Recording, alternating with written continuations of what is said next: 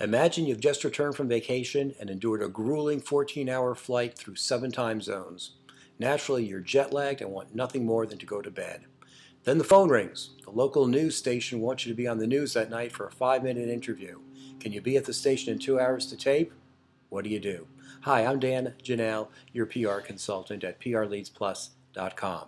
This actually happened to a client of mine, or should I say it happened to a person who later became a client of mine after she did a pretty bad job of being on that interview because she was totally unprepared. So she called me and said, what could I have done differently? And I thought about a few things. Number one, know what you're going to say. Write it down. Have 3 points that you're going to say no matter what, and find a way to weave them into the conversation.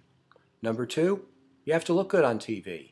So have your colors done, have your wardrobe done, and know what works. And unfortunately, you and I don't know that intuitively. Go find a fashion designer, a color coordinator, someone who knows what your colors are and what's going to look good on TV. That's part art, and do it right. Third, find out what questions the reporter is going to ask. Sometimes they'll tell you, sometimes they won't know. Sometimes they may even ask you for questions that you want them to ask, which is even better.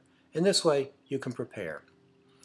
One other tip, give them something to show. It could be your product, it could be your product, it could be your book.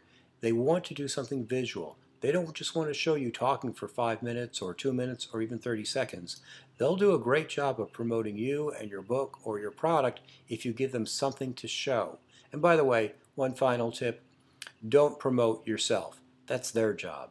If you promote yourself on TV by saying things like, if you go to my book, you'll find the answer, or on page 73 of my book, you'll see how I handle this situation, the audience will turn you off, and chances are the producer will turn you off as well. So play it cool and let them promote you.